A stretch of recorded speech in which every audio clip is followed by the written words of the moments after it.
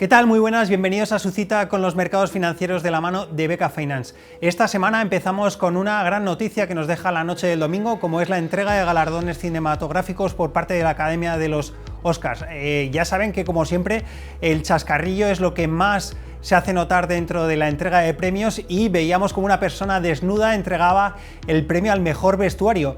Otra de las malas noticias que nos acompañaba era el hecho de que la película española no se llevara ningún galardón y se la llevara como mejor película internacional La Zona de Interés. La Zona de Interés ha tenido el mismo llamamiento o la misma importancia que hemos visto la semana pasada con sus primos, los tipos de interés. Durante la semana pasada veíamos cómo las comparecencias de Lagarde y la comparecencia de Mr. Powell eran las más importantes durante la semana pasada. Empezamos por Mr. Powell.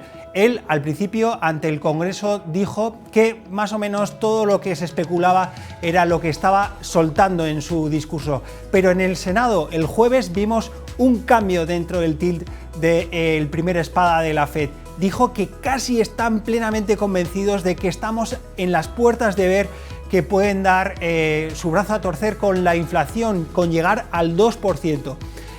Lo mismo apareció en la comparecencia de Lagarde el jueves por parte del Banco Central Europeo. Bajó las expectativas de crecimiento al 0,6 desde el 0,8 para el 2024 y en el 2025 nos decía que ya estaremos en el 2% de inflación y les falta muy poco a todos aquellos miembros del board del Banco Central Europeo para estar completamente convencidos de que la inflación estará al 2%.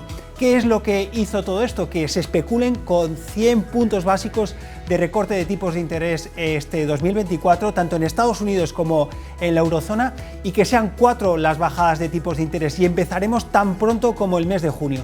El viernes los datos macroeconómicos que conocíamos apuntalaban esta convicción de que en junio podría ser la primera bajada de tipos de interés. ¿Por qué?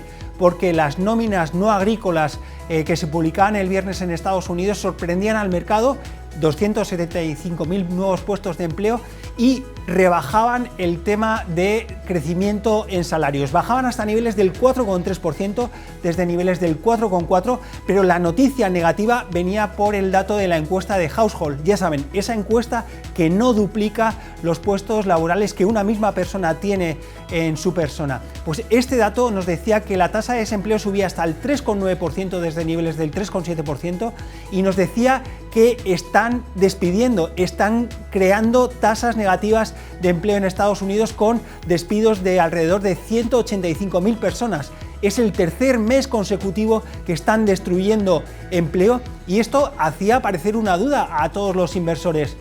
Parece que finalmente igual aterrizamos. A pesar de todo esto, el mercado la semana pasada estuvo viviendo del optimismo, como refleja la portada de Barron's con un toro a la cabeza. Y es que la bolsa europea subía un 1,35%, la bolsa norteamericana en el S&P caía un menos 0,25% y el Nasdaq caía cerca del menos 1,5%. Las materias primas subían un 0,8%, la renta fija subía un 0,7% y vimos dos elementos importantes. El eurodólar subía un 0,9% y parece que está empezando a escalar la tendencia positiva frente al dólar. Y después también vimos como el oro subía hasta niveles de 2.200 y el Bitcoin está en esa franja de $70.000.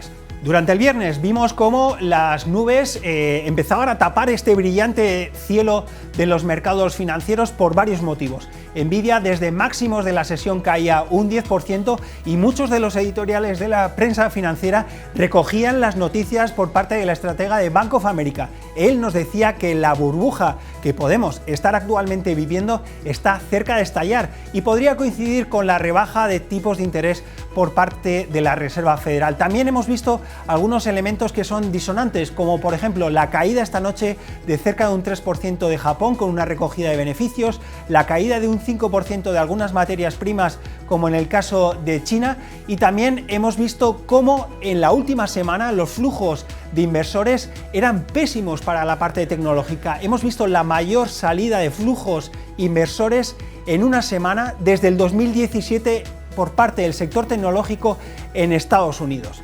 Para esta semana tenemos muchísimos datos, pero principalmente deberemos de estar muy atentos al dato de IPC en Estados Unidos. El dato de IPC debería estar cerca del 3,1%, pero hay que estar atentos a que el dato de inflación subyacente podría caer desde niveles del 3,9% hasta niveles del 3,7%.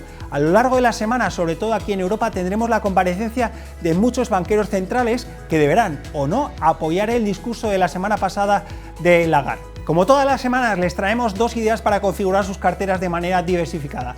En la parte de renta variable directa, AstraZeneca, una compañía que nos ofrece una subida posible de un 20%, y en la parte de fondos de inversión, Robeco Global Premium Equities, un fondo para configurar sus carteras de renta variable de manera diversificada. Por último, les deseamos una gran semana de mercados. Les recomendamos que nos sigan en nuestras redes sociales donde pueden encontrar este vídeo en formato podcast y les recordamos que tienen una nueva cita con los mercados financieros aquí la próxima semana de la mano de BK Finance.